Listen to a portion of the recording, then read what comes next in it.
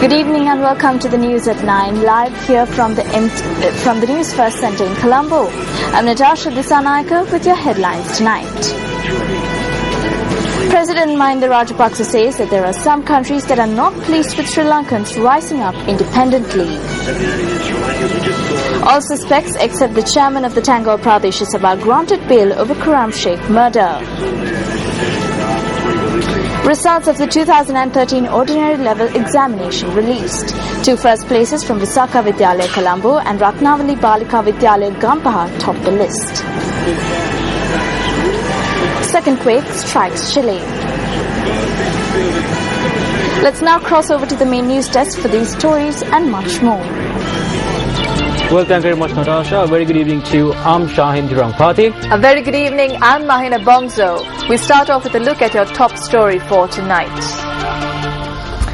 The results of the 2013 GCE ordinary level examinations were released today. Students from Ratnavali Balika Vidyalaya Gampaha and the Vishakha Vidyalaya in Colombo topped the island rankings. One of the students who topped the island with her GCE ordinary level results, K.A. Menushika Jayani Karyavasam, is a student of Ratnavali Balika Vidyalaya in Gampaha, while the other, Harindi Gangodavila, is a student of Visakha Vidyalaya Colombo. According to the ordinary level results, M.W. Uchita Tejan Gunasekara, a student of Rahula College Mathura, was ranked second. M. Ravin Lasindu from Ananda College Colombo was ranked third. Commissioner General of Examinations WMNJ Pushpakumar has said that the results have been released on the official website of the Department of Examinations, www.donets.lk. The Commissioner General said that principals of schools in the Colombo and Sri Jayawardhanapur education zones could obtain the results of their students from the Department of Examinations. He further noted that steps would be taken to mail the ordinary level examination results of students from other schools across the island. The students who obtained top results at the GCE ordinary level examination met with President Mahinda Rajapaksa today. They met with the President at Temple Trees. The end of term holidays for John Kothalawala College in Kurunegala have been declared effective tomorrow. Chief Minister and Minister of Education in the Northwestern Province, Dayasiri Jayasekara, said the decision to grant end of term holidays earlier than usual had been taken owing to the prevailing tensions at the school. Meanwhile, a student who was injured during a protest that was held opposite the school today has been admitted to the Kurunegala Teaching Hospital. The protest was staged opposite the school today to demand that the principal of the school be reinstated. A group of students and parents participated in this demonstration. The protesters blocked the main road from Kurunegala to Dambulla, causing the police to move in to disperse the protesters.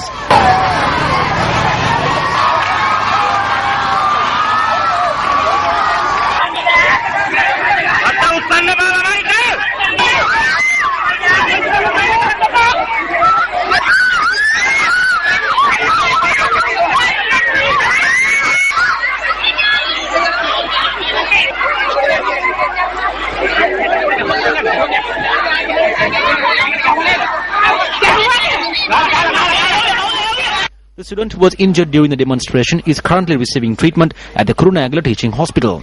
The principal of the school was arrested recently in connection with the suicide of a female student whom he had reprimanded over a photograph she had posted on her Facebook page.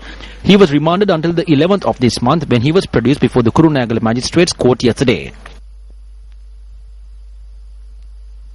We have taken all the necessary steps to conduct an internal inquiry into the behavior of the principal.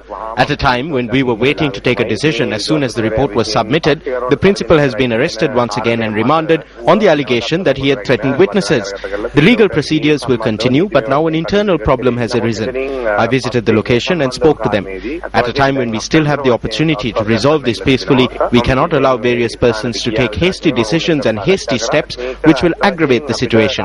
This would have become a major problem in education in the Northwestern Province. Thereby, I have taken a decision that although the end of term holidays were to commence on the 8th of April, holidays for this school will commence on the 4th, and we will take steps to resolve this matter peacefully.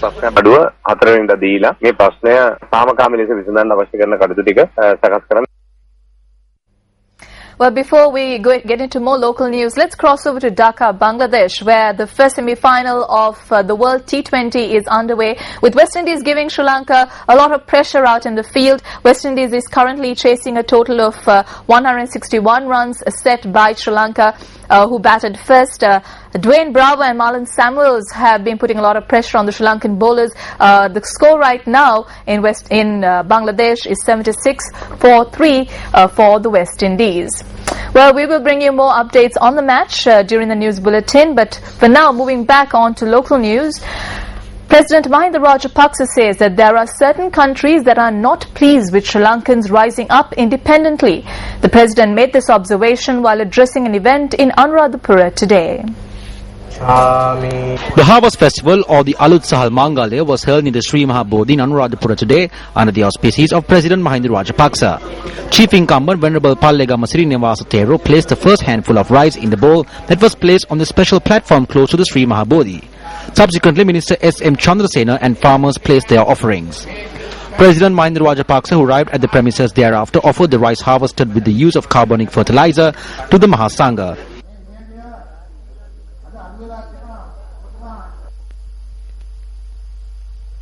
Chief of the indigenous community, Uruvarige Vanyalatho, offered bee honey and ghee to the Mahasangha as per the local tradition.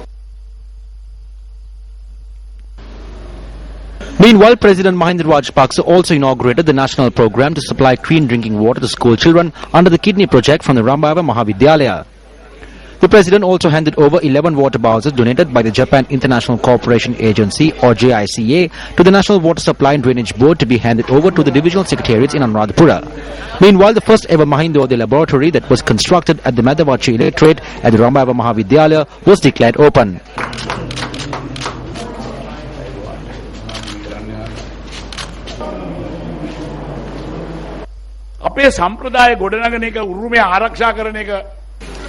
It is difficult for us to protect our heritage and culture. We need to accept this challenge. At a time when we are developing, there are those who do not like it. There are some who are close to us. Japan helps us a lot. They are here today. At a time when they are with us, there are those who want us to move backwards. That is what happened during the war and the election.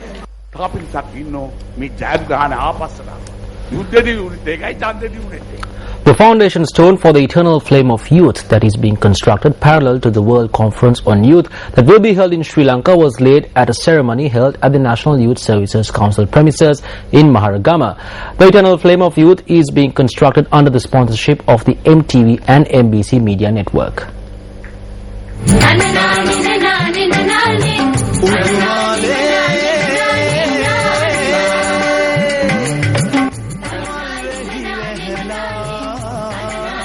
The foundation stone for the Eternal Flame of Youth was laid under the auspices of the Acting Minister of Youth Affairs and Skills Development, Mohanlal Grero. Senior executives of the Capital Maharaja Organisation Limited and officials of Sri Lanka Youth were among the gathering that participated at this event.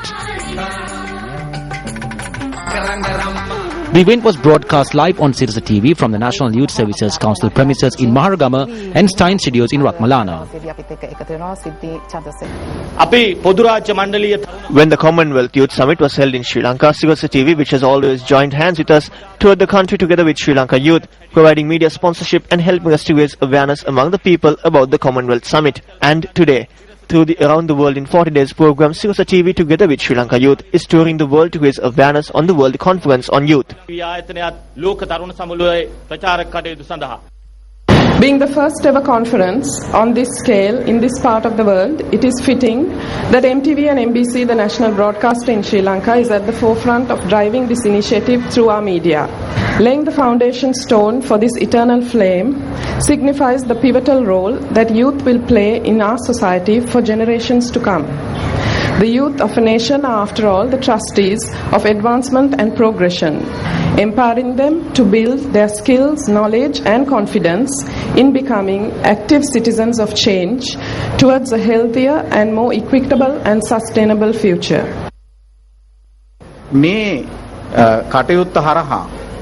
I believe that the experiences that our country and our youth will receive through this will give them strength for their future. I think the Sirsa Media Network has done something very timely through the construction of the Eternal Flame of Youth, which will ensure that this symbol of the 2014 conference will forever be etched in the minds of our youth. it is undoubtable that this will be forever etched in the minds of our youth. Subsequently, the foundation stone for the eternal flame of youth was laid.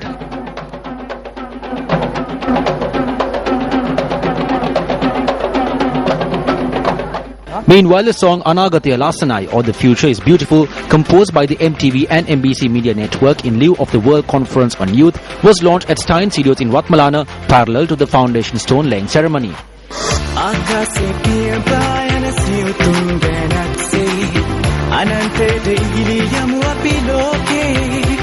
Music for the song, composed by Newsfirst consultant Sydney Chandrasekhara, was provided by the celebrated musician Sangeet Vikramasinghe. It was performed by young men and women participating in season 6 of Sirasa Superstar.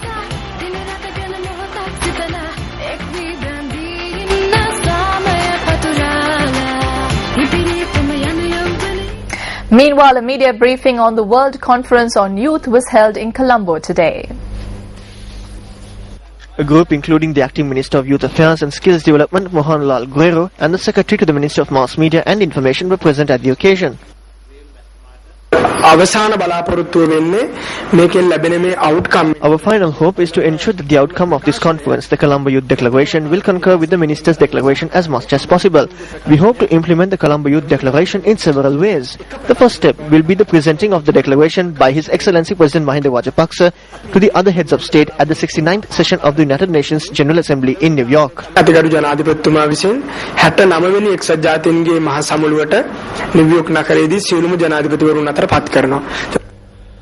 Today marks day 8 of Around the World in 40 Days, an epic journey across the globe organized by Newsfirst and Sri Lanka Youth ahead of the World Conference on Youth. This journey to various nations across 5 continents grants a novel opportunity for the exchange of ideas with youth across the globe and an opportunity for the Sri Lankan delegates to observe youth activity in other countries. The Sri Lankan delegates who kicked off their journey around the world on the 26th of March have thus far visited Malaysia, Singapore, Indonesia and the Philippines and are now in China. Around the World in 40 Days. The delegates arrived in Beijing, China from the Philippines today. The delegates visited the historic Tiananmen Square in Beijing, which spans across a vast 400,000 square meters or 109 acres, the 4th largest city square in the world. It is surrounded by many historic sites, including the Tiananmen Gate, the Mao Zedong Mausoleum, the monument to the people's heroes, and the Great Hall of the People. I'm right now at the Tiananmen Square in Beijing, China. The Chinese flag, which is behind me, will be lowered by the military personnel of China shortly.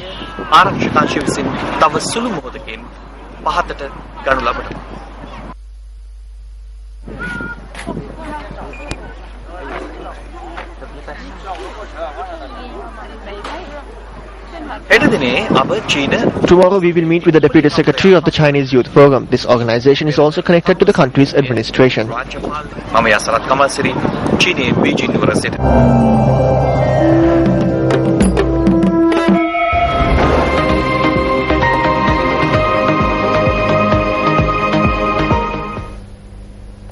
The presiding judge of the case pertaining to the murder of British national Khurram Sheikh and the gang rape of his Russian girlfriend, Victoria Alexandrova, Rohini Walgamer, noted in court today that an unexpected crisis has arisen.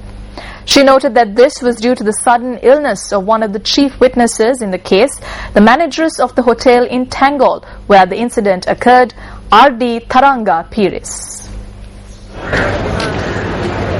Senior State Counsel Tusit Mudalige informed the judge in court today that he had been informed by the Criminal Investigations Department that the witness, who appeared to be in good health when she first took the stand in court, was now receiving treatment for her sudden illness, which caused the trial to be adjourned yesterday, and was also receiving saline. Lawyers appearing for the defendants, meanwhile, requested that their clients be granted bail, since court vacation would commence from next week. They claimed that their clients would be done an injustice if bail is not granted. However, Judge Walgamer pointed out that the defendants had not been remanded as punishment, but to ensure that justice is served and due process followed. The judge said she had decided to grant bail on the previously imposed conditions for all the defendants, with the exception of defendants 3, Sampath Chandrapushpa, Vithana Patirana, the chairman of Tangor Pradesha Sabha. The judge noted that Vithana Pathirana would not be granted bail since it was extremely tedious to ensure that he has been produced in court in the first place and since statements he had made to court had been false. The judge, however, noted that she would consider the defendants as innocent until proven guilty by the prosecution. The trial was adjourned to the 23rd of April. The defendants in the case, including the chairman of the Tangor Pradesh Sabha, who were granted bail, were remanded on the 26th of March. Colombo High Court Judge Rohini Walgama ordered that they be remanded due to the international attention drawn to the case. Following the testimony of the chief witness in the case, Victoria Alexandrovna, who identified all the defendants except defendant number 1, the lawyers appearing for these individuals requested they be granted bail. However, the judge rejected this request on that occasion. Well, to take a quick look at the first semi-final taking place in Dhaka, Bangladesh between Sri Lanka and West Indies. West Indies were 80 runs for the loss of 4 wickets in 13.5 overs while the rain has stopped play just a little while ago.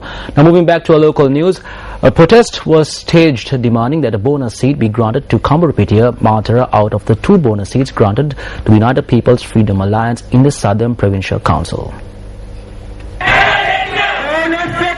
The protest was staged in Kambarapitiya demanding that a bonus seat be granted to Chandana Siribhadana, chairman of the Kambarapitiya Pradesh Sabha, who contested the recently concluded Southern Provincial Council election.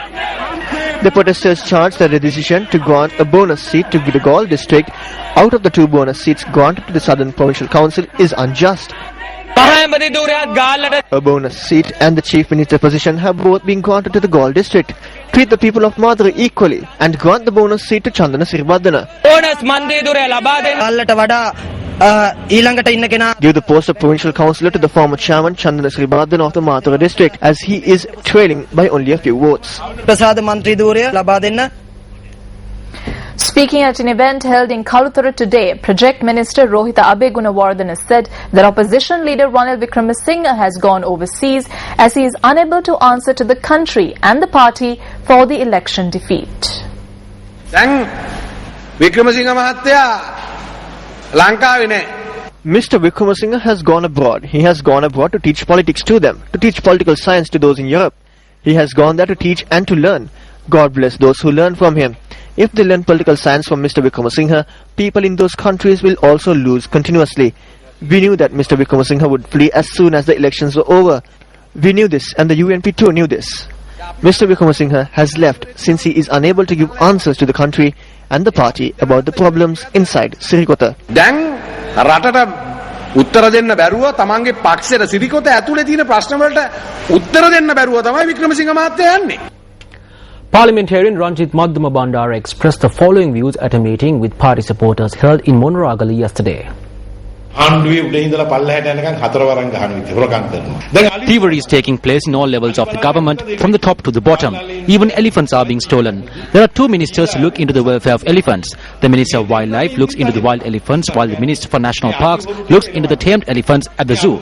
Elephants are continuing to be stolen. These elephant thieves need to be chased away. The UNP's voter percentage in the Hambantota district has increased. The UNP has received 1 more seat. The government has been given a red light and it will not be around for long. They have given us in the UNP an amber light, asking us to be prepared. Today the UNP must put forward faces that the people will approve of, put forward new faces who can get close to the people and commence a journey towards turning this amber into a green light.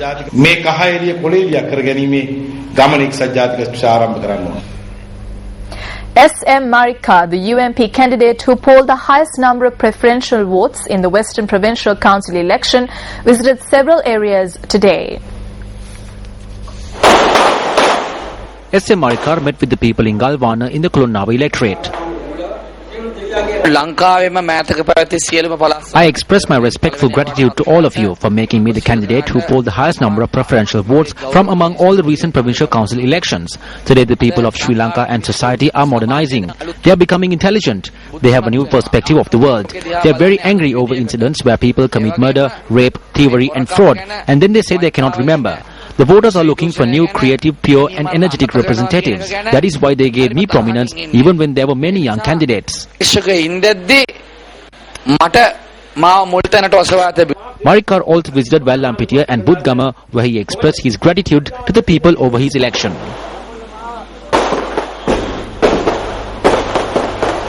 Minister of External Affairs Professor G.L. Piri says that Sri Lanka does not wish to marginalize the Tamil diaspora. The minister made this comment at an event in Colombo that was also attended by the visiting Singaporean Minister for Foreign Affairs. Distinguished guests, the ISAS Colombo Colloquium was held this morning in Colombo under the auspices of visiting Singaporean Minister for Foreign Affairs and Law K. Shanmugam and Sri Lankan Minister of External Affairs Professor G.L. Piris. Singapore think tank Institute of South Asian Studies and the Lakshman Kadiragama Institute for International Relations and Strategic Studies signed a memorandum of understanding today.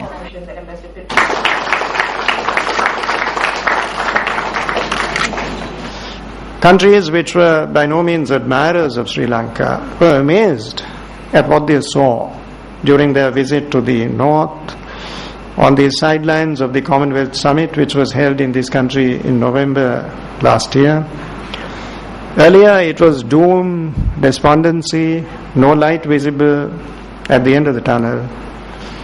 Today we have banks opening branches there, hotels coming up, and since the diaspora plays a prominent role in the proceedings this morning, it is relevant to mention that the diaspora is building an apartment block in the north, and I was informed that more than 80% of the apartments have already been paid for.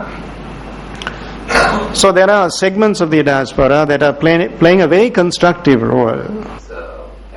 Responding to a question raised on the recent ban on Tamil diaspora organizations, Minister Professor G.L. Piris expressed the following views. We don't wish to marginalize them or to have a confrontational relationship with them. I think the first thing to note is the diaspora is no longer monolithic. It consists of very different points of view. There are different nuances and gradations. And as I said, there is a segment of it that wishes to work purposefully in this country, not for political reasons. At the same time, we must not forget that at the other end of the spectrum, there is a section of the diaspora that has not given up the dream of India. Let's face that. And they are thinking of ways and means of reviving them. That is part of the regrettable reality of the situation. Meanwhile, this evening, the visiting foreign minister held bilateral discussions with his Sri Lankan counterpart, Minister of External Affairs Professor G.L. Piris. A bilateral agreement for avoidance of double taxation and prevention of fiscal evasion with respect to taxes on income between Sri Lanka and Singapore was signed.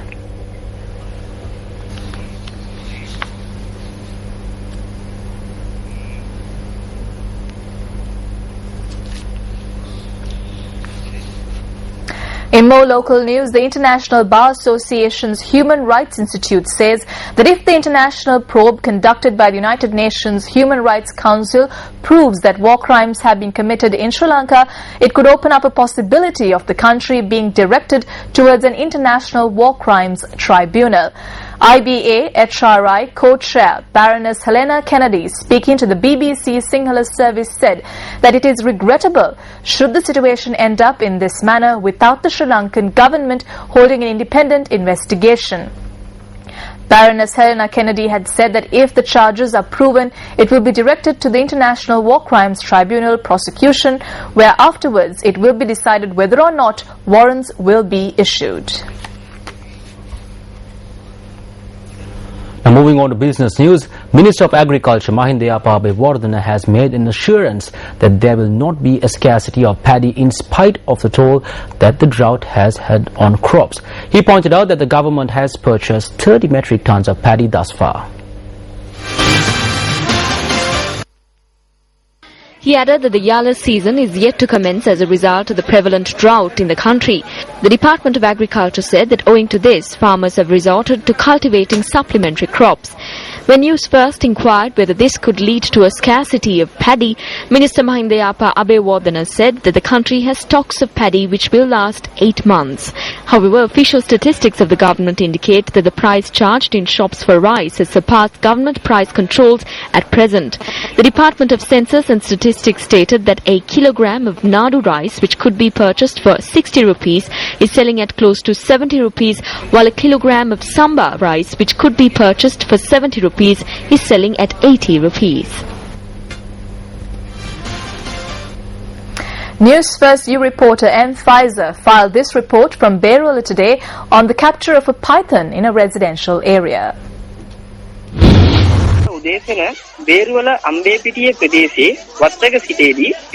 Residents of Ambepitiye in Berula captured a python in a garden this morning. The captured python was 12.5 feet long. Newsfirst U reporter M. Pfizer, Berula. And on sports news, we start off with a match that is taking place in Bangladesh. Rain and hailstones to boot stopped play in the first semi-final of the ICC World T20 between Sri Lanka and the West Indies, with the West Indies on 80 for the loss of 4 wickets. Sri Lanka, who made 160 in their allotted 20 overs, were ahead of the Windies as per the Duckworth-Lewis method when the storm engulfed the stadium. Now, earlier on, batting first, Sri Lanka got off to a solid opening with Kusal Perera and Tilakuratne Dilshan putting on 41 for the first wicket.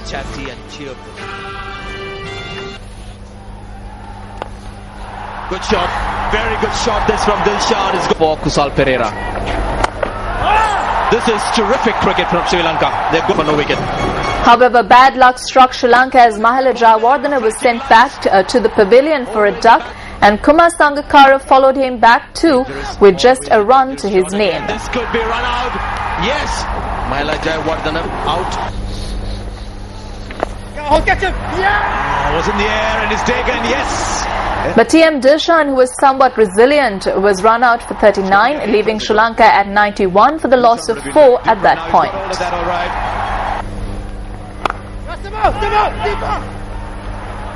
This could be close. The quicker fielders.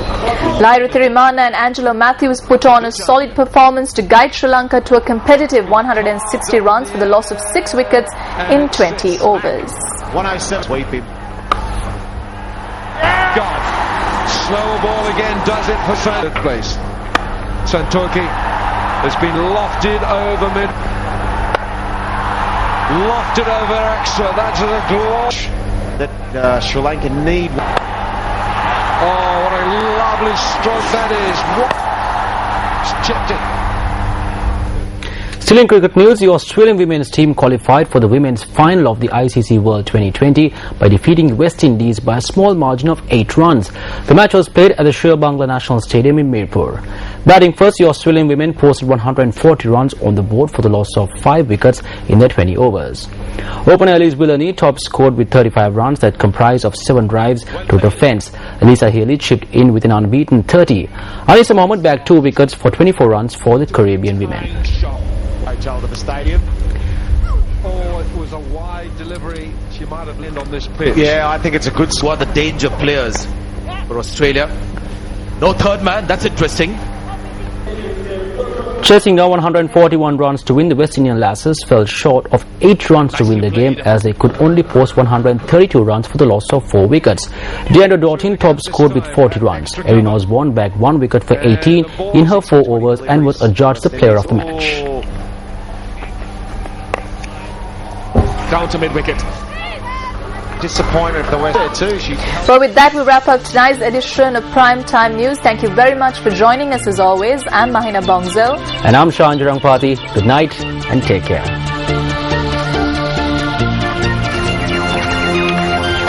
Hotline 0114-896-896. www.newsfirst.lk. Feedback at newsfirst.lk.